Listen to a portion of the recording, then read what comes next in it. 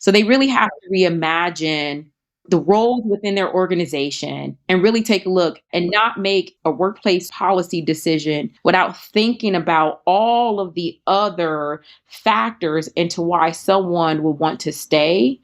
My generation is like, you're not paying me enough, I'm about to dip. And the younger generation is like, I don't like how you're talking to me, I'm quitting today. I don't even care what the rules are.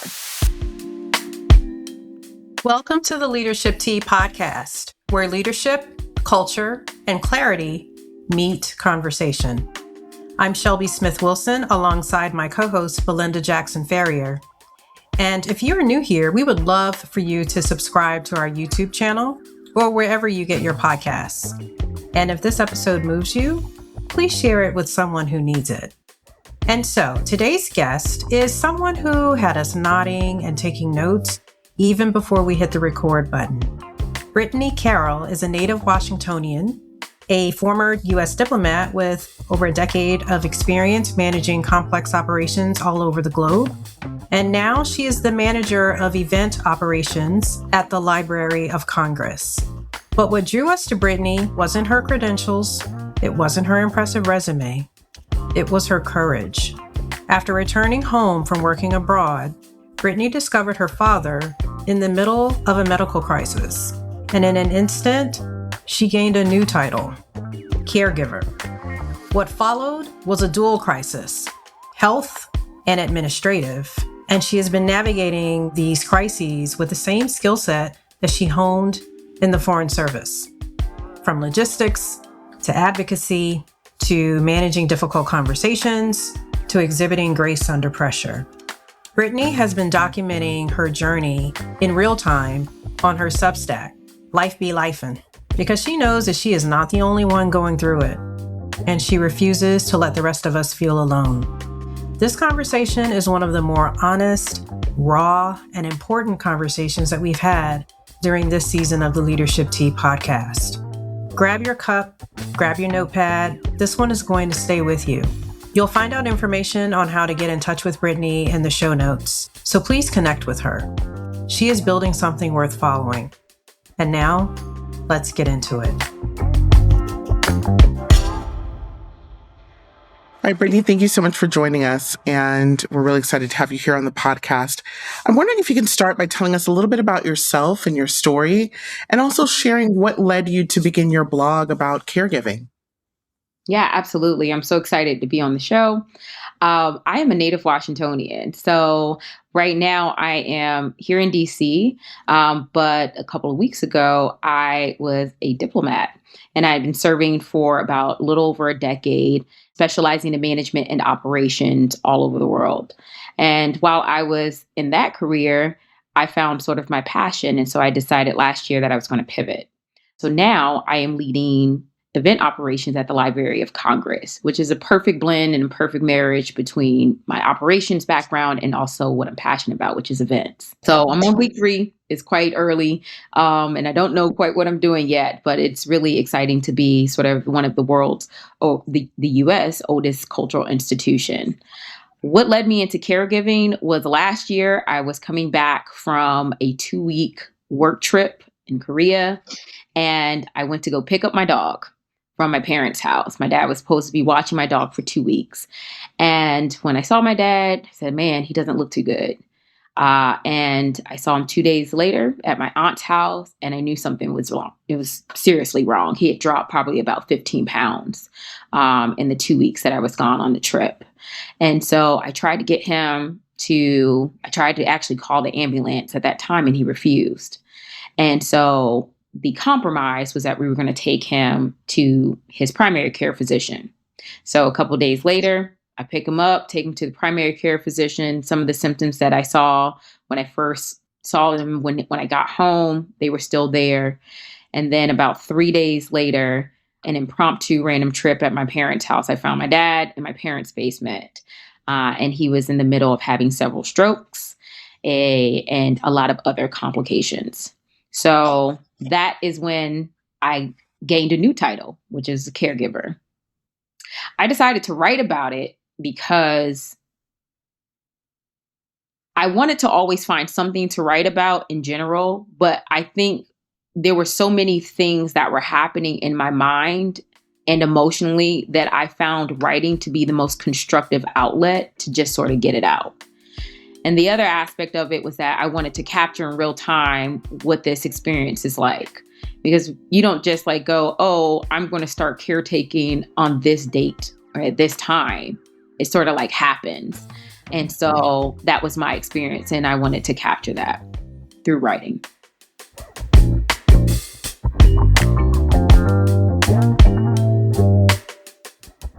I can say personally that I've been really moved by your blog. That's what led us to wanting to have you on the podcast, because I think a lot of people can relate. I know a lot of people can relate to suddenly having to be in this position of caregiving, whether your parents are already in excellent health or not. A lot of us are facing unexpected challenges in taking care of our parents. And I can't imagine what it must have been like to find your father in that state. But one of the things that you've talked about is that your role as a caregiver has really evolved into a dual crisis. There's the health part of the crisis, and then there's the financial administrative part of the crisis that's happening at the same time. And I'm wondering if you can take us into that moment in terms of what did it feel like when you realized the full scope of what you were facing? And what are some of the unexpected life decisions that you had to make as a result? Yeah, it kind of was, if I can like it to any sort of imagery, it would be like a ball rolling down the hill and you can't stop it. I think for all of us, we think, our parents may be super independent and you don't quite know what's going on. They just sort of have been spending most of their life handling their affairs. And so for the most part, I didn't really have an inside peek at what that looked like. Like if something actually did happen, I wouldn't know where their passwords are to their phone or to their social media accounts or to their email or what bank, their primary bank account. I wouldn't have any of those numbers. And I do remember before I went to Iraq, there was something about going to Iraq. I was like, just in case I don't make it, here are all my papers. And, this is where you'll find my beneficiary forms if something happens to me. And then it sparked that conversation of, well, if something happens to you, where are your papers? So I think I planted the seed probably like 5 years ago, and it just didn't happen. But now, now I'm in this crisis with my dad, and he's in the ICU and he's kind of incapacitated. And now it is sort of like I have to learn all of this medical terminology, but then I also need to figure out what's going on with his finances, because with all of the administration that comes with getting the right resources, they're going to start asking about assets and what that looks like. And I'm like, all I know is the physical things. I don't know what's going on with the liquid assets, right? And so I do remember probably within the first week, if not the second week, my mom handed me a tub full of like all of my dad's papers that he had like stuffed in a drawer, just had it strewn in a place where he was like just sleeping. I was like, okay, it was a big tub. And I remember going, all right, the only way that I can get through this is if I can organize it. So I think I've already put on my management cap, and I don't think I put the emotions in a box, and I was like, I've got to sort this out so I can understand what's going on. I got two of my really close friends that were asking at the time, how could they help? And I was like, actually, I need help sorting. And I remember sitting in my basement with this big tub of papers. And I think I was like laughing to keep from crying because it was getting more ridiculous by the hours, right? I'm like, what? What were you doing? Like, what is going on? So I think for me, it's like finally, whatever they may have not been comfortable sharing, sort of like bust wide open. I'm looking at mail. I'm looking at old legal documents. I'm looking at accounts. I'm looking at bank statements. I am just bewildered. So I remember sorting through all of that with my two friends. And then even, days afterwards, when we had gotten it all sorted out, at one point, I think I just like sat and cried in my house alone because I was like, what in the world? We are not only in a health crisis, now I'm in a financial crisis because the things that I thought may have been taken care of are not taken care of, or they just didn't have time to get to those things. And so now it's like, okay, this is why I'm here. This is why I'm home. They put you through school, some of the best schools to help. And this is the time that I can help. So that's what I sort of did. I just kind of was very methodical about making sure that I can get everything organized so I can tackle things bit by bit.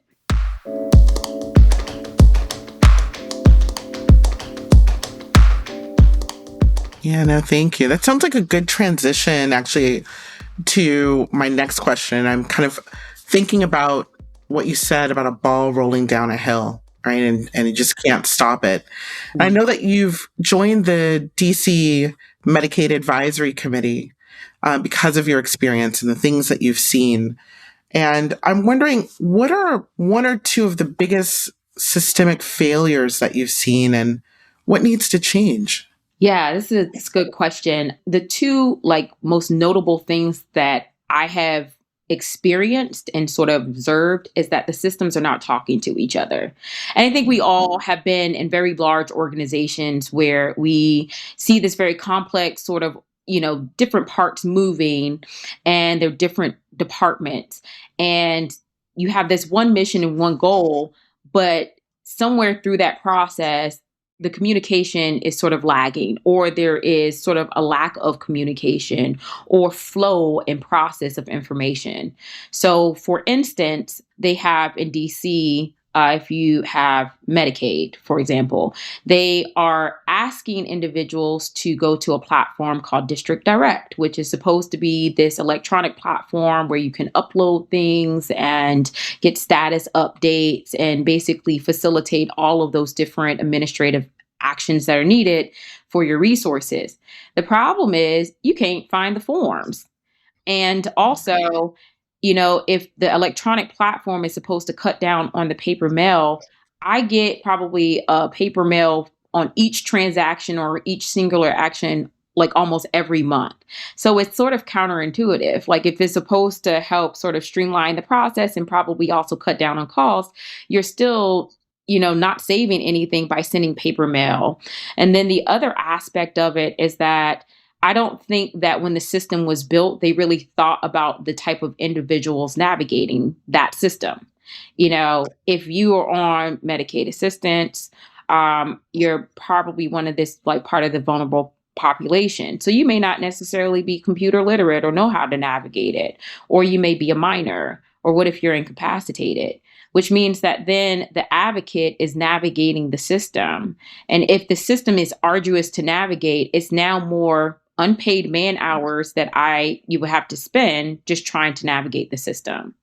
The other aspect of this is that I noticed that when I would go to Medicaid centers, they were giving me different messaging.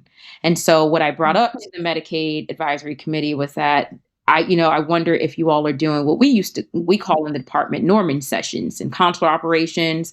If we were doing sort of visa adjudications, we want to make sure that everybody behind that window is kind of adjudicating a case similar across the board, right? And so we call that norming sessions. So I brought that up in my first meeting. Hey, are your different, your different sort of offices doing cross training and going through crisis simulations and different problems so that you all are thinking about an issue or a problem and it's uniform? And so I think it's hand in hand. It's making sure that the systems that you built, that you will also test them out yourselves and putting yourselves in the customer's shoes. And then also making sure that internally you have training that will constantly bring about different types of cases, unique cases that are going to come across. You shared a lot of practical tips on what sounds like an incredibly challenging process to navigate. One point that you made on communication that I wanted to pull the thread on, one of the things that Belinda and I talk about is that the internal diplomacy or the internal communications are just as important as the external. Mm-hmm. And I'm wondering, as we talk about professionally, how it can be difficult to have conversations with people who are senior to us, especially, with people who outrank us. I'm wondering, how have you had those difficult conversations with your parents as you're coming in to kind of take over roles that your parents traditionally have played when it comes to guiding you and making certain life decisions, and now you're playing that role? How are you holding the line with your parents when it's time to make those tough calls while still, maintaining a level of respect for them and protecting their dignity? Oh my goodness. If I'm going to be frank and honest, man, I'm barely Please. holding the line by a thread, by a like a shoestring at this point. Um, Man, those parents, they don't listen. It's so fascinating, so interesting, right? You would think that you would have so many different experiences professionally that will help you personally, but then you realize that sometimes even talking to individuals that have known you the longest and are familiar with you, like, it is the most challenging and most difficult conversations you're having, because it's not only just the facts, it's also the matters of the heart. And so, as I'm also like, I am dealing with the health crisis and I'm dealing with the financial crisis, I'm also dealing with relational changes, right? There's a lot of transitions that are happening. There is the physical transitions, the actual physical body transitioning. My dad was able bodied around this time. Like, he was the family handyman. And now, he's using a stroller and he can't do all the things that he used to do. And then there is sort of the different dynamics between who's the next of kin and power of attorney. If you had asked this question, if this sort of situation came up 3 or 4 years ago, it would have technically been my mom. Well, that's no longer the case. They're no longer married. So then there's that shift in dynamic and sort of communications and what that looks like. And then there's also just sort of like communicating and translating what the professionals are saying. So we could sit in a doctor's appointment, and I realized that maybe in that first doctor's appointment, oh, my dad really is just, he's listening to what the doctor's saying, but he's not asking follow-up questions. And I've got a list of follow-up questions. So it is translating what the doctor's saying and then also reiterating that or saying it in a way that I know my dad will be able to understand. And so I find that I'm probably over communicating. I'm probably oversharing because I don't want them to feel like they're being left out of the decision making process, especially if they've been used to making the decisions for so long. And then the other aspect of it is like, when I cannot get an agreement or I cannot come to a compromise. And this is not just with my dad. This is also with, my mom. If I cannot come to a compromise, I am going to make an executive decision. And I am going to be okay with the executive decision because I know I've already done all of the research. I've done all the back end. I've already played all the scenarios in my head on why this will be the best course of action. And so for me, by doing that, I'm also triaging and prioritizing what's important. I understand your feelings about this. I understand you want to drive. You're not driving. And also, I'm taking the keys because I don't want you to be tempted by that. And then we're back in the emergency room or the hospital. And then also, things like, hey, we've got to pay this bill today. And I'm going to use this account to pay that bill. Or I need to move you back home because that's where your resources are going to be. That's how you can best sort of like integrate back into community. But also, I can't access the resources that you need to also be able to live my life as well. So we're going to have to do this. And those are difficult conversations to navigate. I think I just take it sometimes day by day and sometimes week by week, right? Because if I know that thing has to get done and we have a deadline, I can't wait for it to feel good for every individual that's involved in that decision. Because if I don't do anything, then it's going to get worse.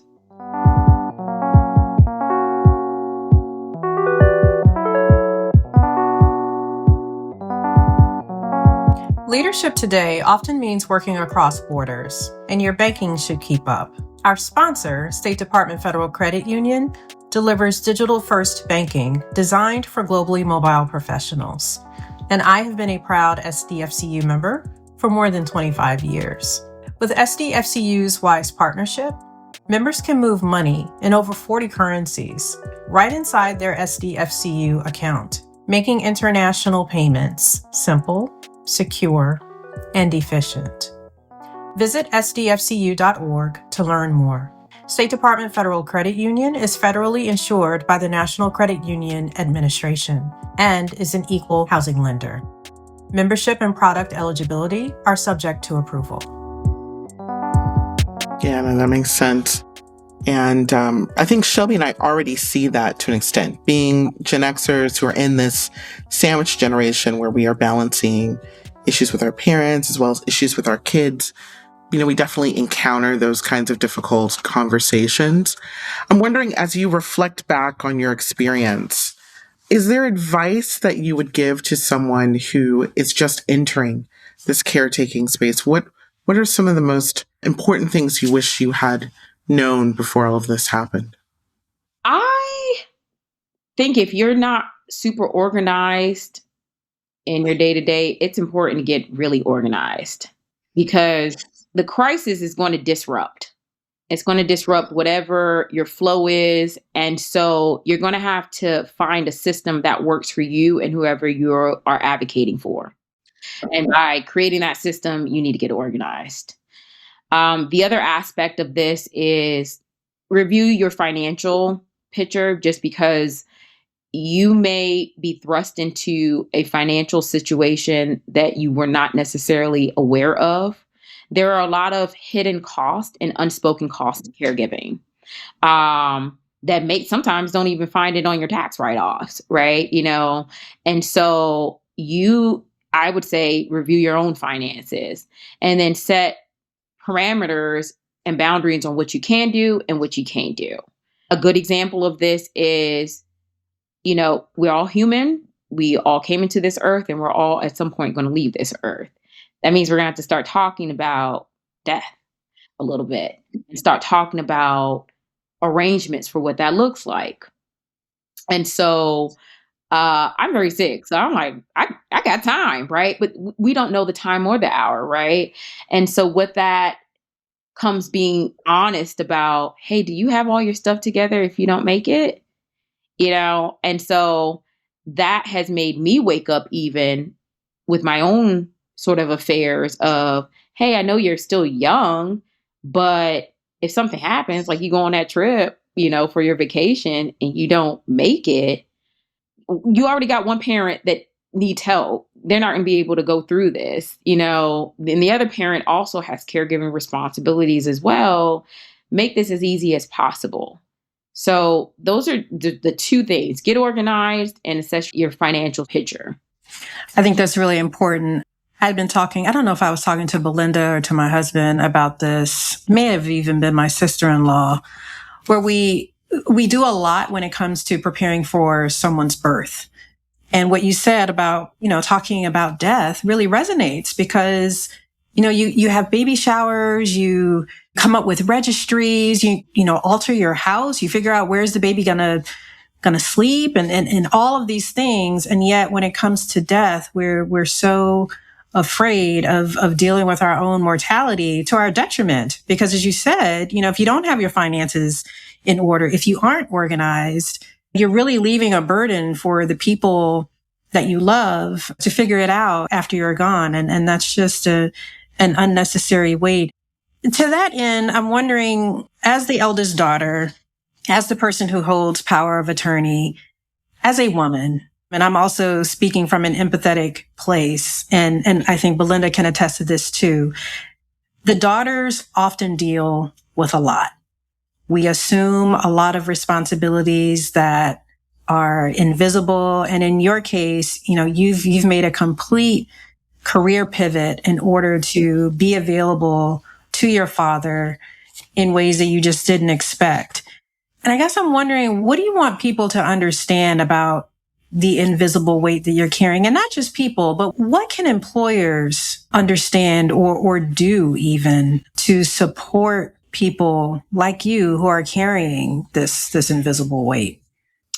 Yeah, that's a good question. I think I've started to massage sort of this topic of how can I speak to leadership, CEOs, organizations about workplace sort of norms and policies that impact their labor force, right, and their employees.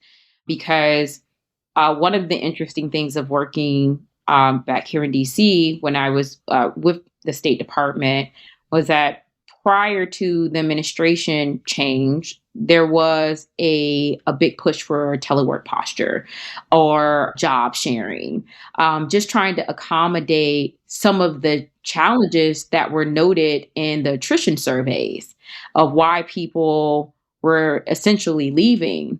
And based off of the statistics, women overwhelmingly were leaving because of family obligations.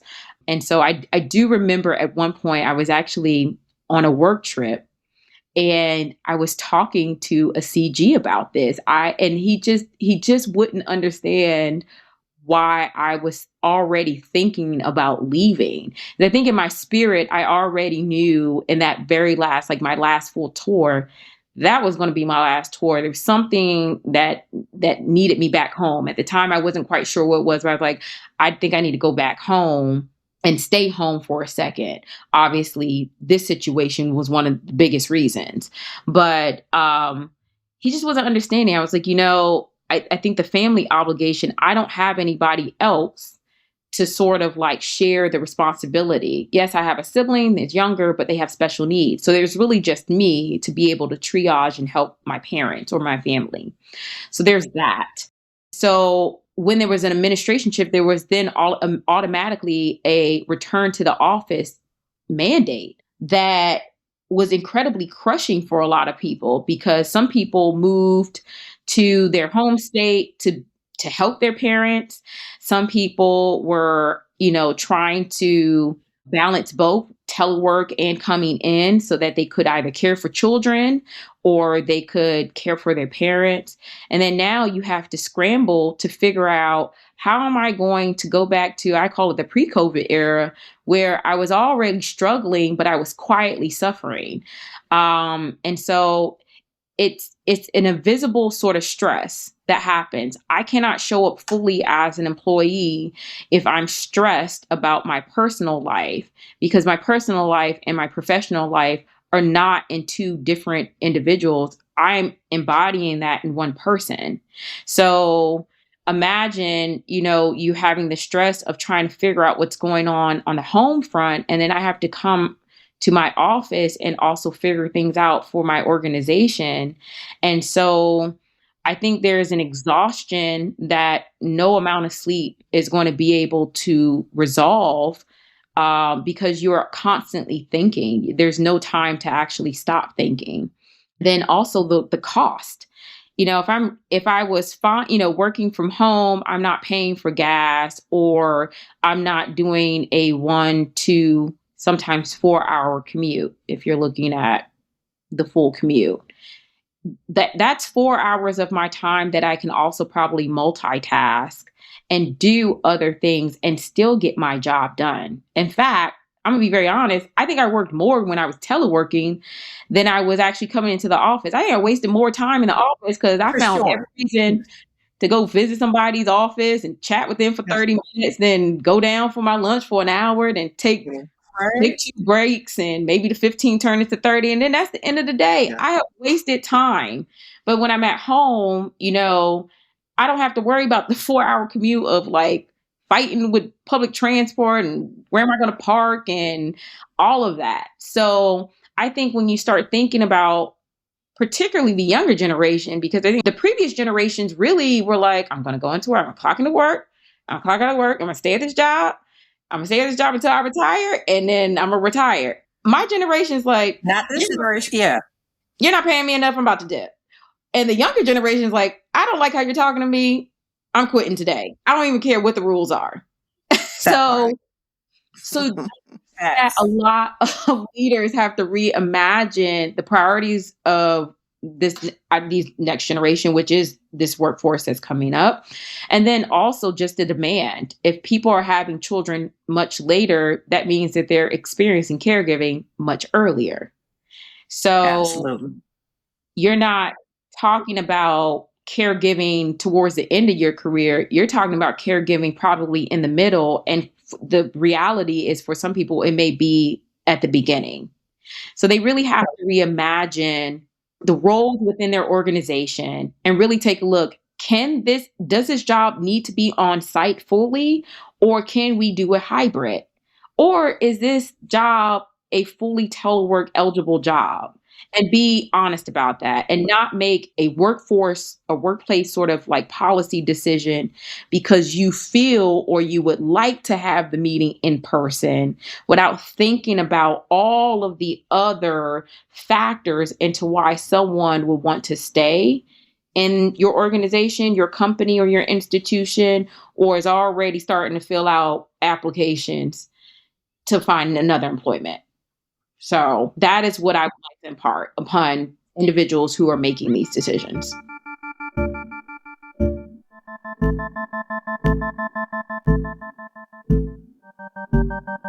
Spot on. I mean, Belinda and I have had so many conversations about the impact of COVID and how we didn't adjust culturally with the realities that we discovered during COVID. As you mentioned, people who were juggling elder care and taking care of their kids. And I think the whole conversation around telework just shifted dramatically to like, oh, it's a perk. Like I'm doing someone a favor by allowing them to telework as opposed to thinking about the business case. Does this make sense? Does this role need to be in person, as you said? Or, as you mentioned, perhaps people are more productive when they're at home. So thank you for elaborating on that. You are going through a lot. And if I could just applaud you for the care in which you are approaching taking care of your dad. It's really admirable, these new roles that you have assumed and that you're juggling. And I guess I'm wondering, as a woman who knows what it's like to wear multiple hats, how are you taking care of yourself? What are you doing to make sure that Brittany is okay? And what advice do you have for other people who are caregivers when it comes to just finding time for you? Yeah, that's a good question. I think everyone sort of asks that question, like, how are you surviving? I think for me, it's really an attitude like I think for me it's like your attitude. Like a lot of things are going to happen to you, right? And some of them, you know what's gonna happen, and some of them are absolutely unexpected. And I think for me, my attitude was like, okay, at the beginning of each year or towards the end of the year, what do I want to look forward to in the new year? I know that there are some things that I may anticipate and some things that I will not be able to anticipate. But if you can sort of set your intentions on what the theme is for the year, then perhaps you can build that sort of life and activities around what responsibilities you have.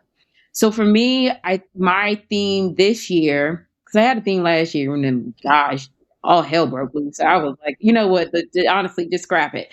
Um, but this year it was about discipline and alignment. So that has really helped me focus on what I'm going to say yes to and what I'm going to say no to. And I also have a terrible habit as someone who often says yes to a lot of things of putting more on my books than I can actually handle in a day. I don't know why I do that. I just like to write lists and I love seeing the line go through it and say, oh, I accomplished it. Oh, I But feel seen. I thought that was just me. No, I love it. I love to see it. But girl, you can't do 10 things in one day. There's only 24 hours and you don't have Beyonce's team. So I think for me, I'm like, okay, if it's just seven. So for me, that has been my rule. Put seven things on the planner and that's it. Don't try to do all of them all at once. Just do those seven things and then be okay with that. So really managing my own expectations on how productive I am and also scheduling in if I have to, doing absolutely nothing. That is also a thing. Like, I can take a couple weekends or even a couple of weeks if I need to and do nothing. I did that over the Christmas holiday. I did not write that much in December because I was like, I don't want the pressure of writing on my Substack. And I just really want to sit here and eat cookies and ice cream and watch, my TV series for a while. So I'm just, like revel in doing nothing. Then I also, going back to just like alignment, I was like, okay, in order for me to balance my responsibilities, I also need to make sure I'm having fun. So I call them like my side quest of the year. My side quest this year was to do hand dancing. DC, there's all different types of hand dancing in different areas. So DC has hand dancing. So I signed up for hand dancing class, and I've got, I finished my beginner level of hand dancing. So, I'm ready to get out there a little bit. And then I'm also, signed up for marathons and running. So I did my first 5K. And so throughout the year, I increased the distance because I used to run about 10 years ago. I'm like, why don't you take that back up again? Why don't you run and clear your head? And that was sort of my charge. It was like, as my dad learns how to walk, again, and get stronger, I will get back into running. So we've got two sort of goals, and, that's sort of our way of staying connected. But yeah, I try not to stress out too much about my responsibilities. I know that everybody has the capacity to do what they can. I know my capacity. And to take care of myself, I also make sure that I'm asking for help when I need it. So I've tagged a couple of my friends when I'm like, I'm a little overwhelmed, which is something I didn't do before. I used to just sort of like quietly let it sit. And I probably may have like let it build and have a bit of a crash out moment. But now it's like, okay, I'm overwhelmed, honey. My office looks crazy. Can you come by and help me organize this? Or can you, I need to order this thing for my dad. Can you, here's the prescription. I know you can, like, just go ahead and handle it. So it's just been great, actually, like with all the responsibility, just leaning on my network and really getting good at just triaging and just enjoying myself. Like, life is so short. If I decide, if I don't make it today, did I live a full life? And did I find pockets of joy? In the midst of lifing, did I find joy in that, in the moments? And I think there's a lot of noise that's happening domestically, and there's a lot of noise that's happening globally. But are you watering your relationships? Are you watering yourself? And so that is what I'm leaning on to get me through this tough season that I'm in, is to make sure that I'm watering myself. I love that. If we're not finding joy, then what's the point? If we're not living life to the fullest, then why are we here? And yeah, responsibilities happen, storms happen. We've got to do the work, but we need to leave this earth knowing that we tried our best and we tried to have a full, comprehensive experience. Mm-hmm. So I 100% agree with that. Well, look, Brittany, this has been an amazing conversation. And as we wrap up, I'm interested in learning more about how our audience can connect with you. Where can they find your blog? And is there anything else that you'd like to share with us?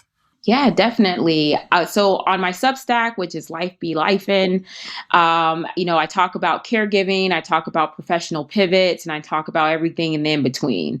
That is where I sort of am archiving and also writing about this experience in real time, but also talking about, now that I'm out of the Foreign Service, what my life was like as a diplomat. I think we see the formalities, but we don't see the behind the scenes. And so talking about some of the things that we do, because I don't think we tell our stories that often. And I think they are really good stories and could be connectors into sort of like the policy, but also some of just sort of the real world experiences and perspectives that we've been able to see the world. So that's my Substack. And then on my LinkedIn, I think you can connect with me on LinkedIn. It's my name, Brittany Carroll.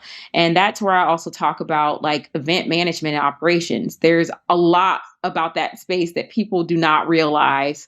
And as I sort of find sort of my niche, which is events and working in the government space, there's a lot of behind the scenes that people also don't know about. So just being open and transparent about some of my experiences. I will probably dig from the archives of talking about working at multilateral conferences and what that looked like, or being in the room with some of these politicians a lot of times. And so just sort of the things that you would see, but also what the operations and the actual field looks like. So those are the two places you can find me. Perfect.